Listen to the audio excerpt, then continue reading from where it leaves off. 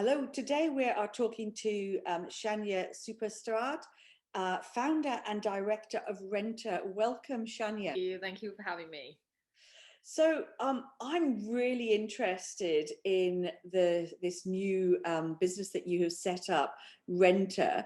Can you tell us something about it and how does Rentr work? Sure. So Rentr in a nutshell essentially is a fashion rental service that work directly behind brands. So we essentially enabling brands to be able to offer rental and subscription service directly to their consumer from their own website. So it's kind of almost like adding another business model, which is working complementary with their traditional model, but then moving them into the circular economy at the same time. The way it works is we integrate our renter button on brand's product page. So alongside their add to cart, there'll be a renter button. So when the consumer go on the website, they have an option to either buy or rent. So it's just kind of like this spark, this sort of thinking process of them that like, do I need this for long term or short term? So it's just kind of like changing the behavior of the consumer a little bit. Yeah. And then we do if they rent it, all the order will come through to us. So we do all the logistic behind the scene, which is send out the item, return order, all the shipping and cleaning, pick, packs and post and all of that.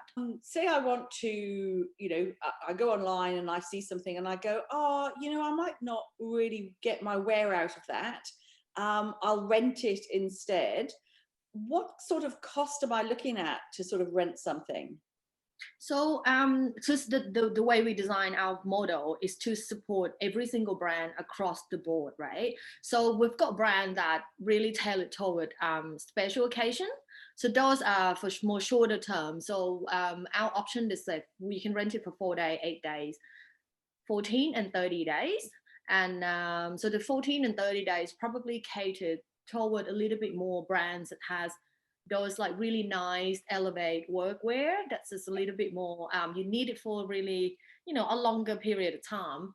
And we started the 4 days at around between 15 or 20% of the actual retail price, and it just slightly add up from there. I mean, one of the things I love about this whole concept is the idea that you can get newness in your wardrobe, because there's nothing worse, is there, than going, see me in this before and I've got to go to another meeting.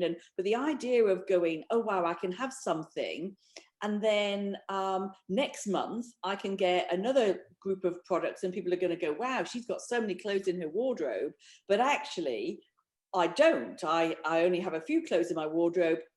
So say I rent something from you and I really like it.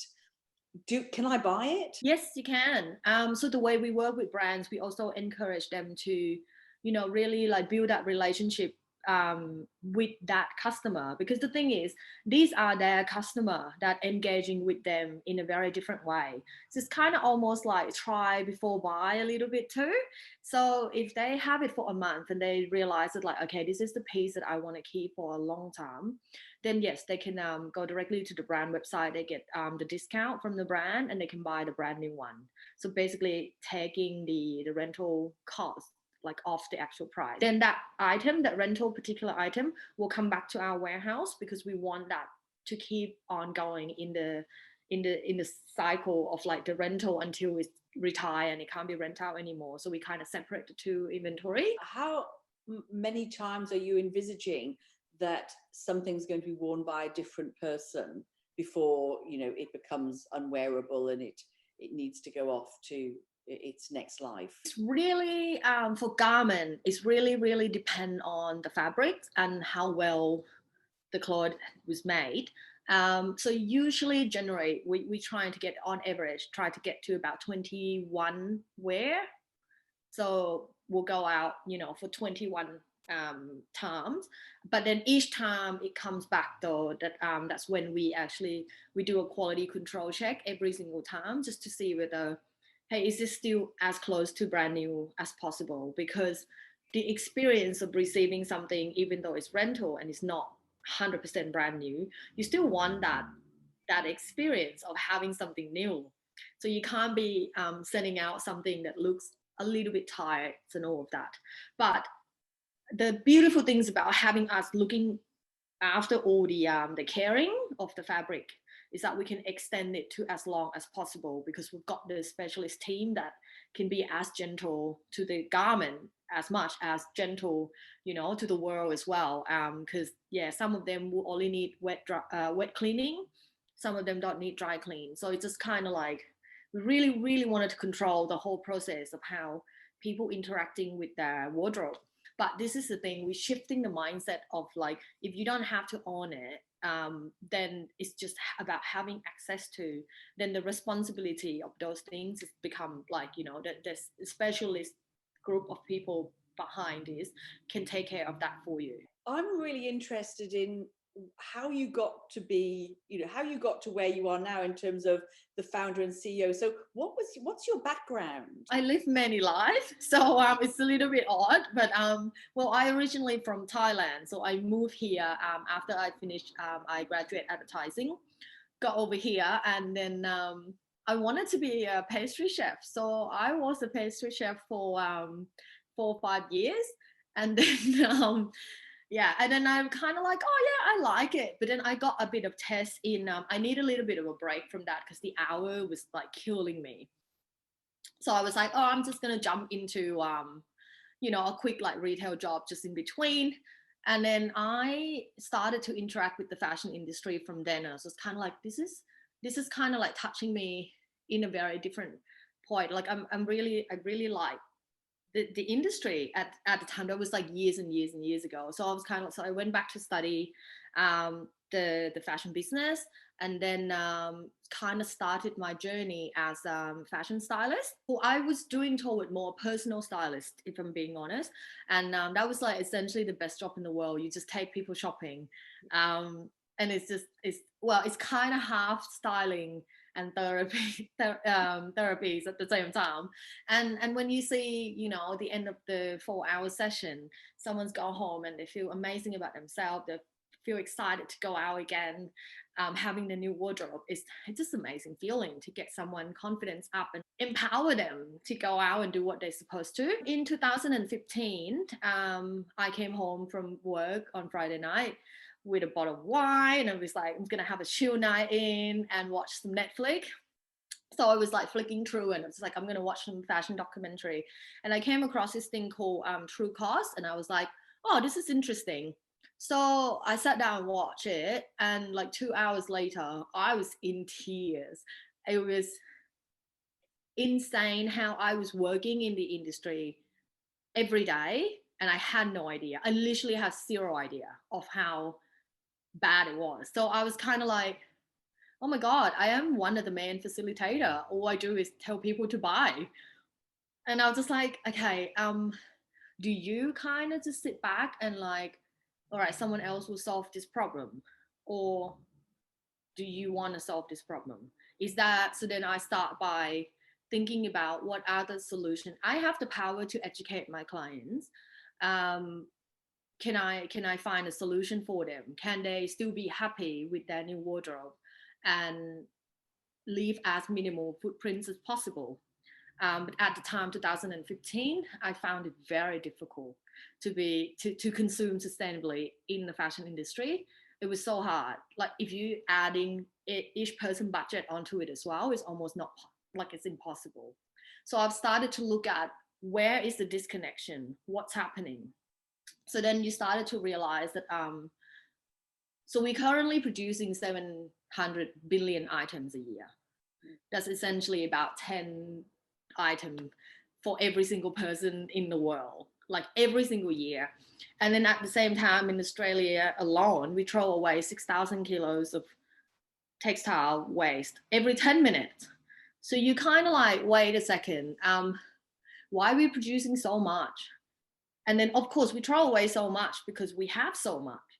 And everyone live in 1-bedroom apartment. It's like you've got this much space for your wardrobe. It's just like, okay, well, the way it works, it's like it doesn't make sense anymore. So then I look at why we produce so much. Then I realize that the only way brand can make money is to sell clothes, right? The only way to sell clothes is to make more clothes. We have so many brands in the world and they're all using exactly the same model. How do you convince them that they can produce less and still remain the profit margin? Because brands are business and they're going to want to survive and they want to thrive. And we want them to, because fashion is very emotional. It makes people feel happy and feel good. And it's, it's everybody's second skin. So it's just kind of like, it is important to have it. But then also very important to empower brands to look at a different business model. So then it changed from the foundation of the industry. I was thinking of, again, the sharing economy is here with Uber, Airbnb. We share a car, we share a house. Can we share a wardrobe? So do we actually have to own it as, every single item? Can 20 or 30% of your wardrobe, you just have access to it? Would that work? And then I started building infrastructure for that. And then the way I think is, there's a lot of peer-to-peer market that touching on, this sort of business model. But unless you want to change the industry in a larger scale, you really need to empower brands to be able to do this in-house themselves. So that's where we sit. I mean, that you're absolutely right in terms of, where fast fashion has got us all to in the last 20 years and how we now buy 4 times the volume of clothing that we did buy 20 years ago. And, the solution, what I love is the fact that you've said, I can be part of the solution, as opposed to not just, oh, here's the problem, but I'm part of the solution. And I really love that your ideas about the way that you're seeing it, and actually the way that you're looking about, the whole thing about sustainability is people, planet, and profit. And we do live in a society where companies have to make a profit, and therefore you're giving them the opportunity to, manufacture less, but still actually make money on what they have produced. But several people are contributing to the price of that, as opposed to just one person. And we all know we probably wear 20% of what's in our wardrobe. The other 80% we wear hardly ever wear. It goes to charity, it goes to landfill. It's not a sustainable model. Yeah, and I 100% agree. And the thing is, the model and the way we consume it has to change, because it can't go on. There's got to be a way that we can use less resource, produce less, and still meeting that demand of changing your wardrobe. From a perspective of, if you were giving advice to somebody who wanted to go out and start something new, what would your advice be? I've always been an entrepreneur. Because my dad owned a business as well, so I grew up in that kind of sort of like environment. But I've never really wanted to have my own business, apart from when I was a stylist. It was kind of like a freelance based kind of thing. For me, the only way I can see a new business coming up is that it not only solving the problem that whatever is trying to solve, it needs to solve a social problem as well. So if you wanted to start something, yes, make money, aim for that, because if you wanted to start a business, you need money. But then have a second brief in that. It's also need to solve a very important problem in the world. Because otherwise, it's like, if you really look at it, the business and everything that we have in the world right now, we don't really need anything else new to just have it, unless it's something that is going to solve a serious issue. Make it a bit more difficult for yourself, challenge yourself a little bit. And also for anyone that wants to start anything, whether start your career, start your business, I've been given the best advice is to focus. Like, if you wanted to do something, that it's going to be a really long time. There's no shortcut in anything. Everything that you see and you think that is overnight success, it was never an overnight success. You focus and patient. You just really need those two things. So unless you're passionate about it so much, it might not get you there. This has been one of my favorite interviews. I have really enjoyed talking to you. And I love your philosophy and I love your energy and enthusiasm. And I am going to jump on the Rentr website now and I'm going to rent myself some new clothes.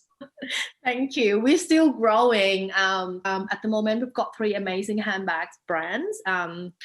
AC Official, we've got Symmetry, the handmade kangaroo leather bags, and then we've got Ex Nihilo, which is like really beautiful modern design. So and those handbags are like perfect because you can have them for like, you know, a month and then you just move on to the next handbag. So yeah, we've got quite a few exciting brand partners that will be launching later on this year.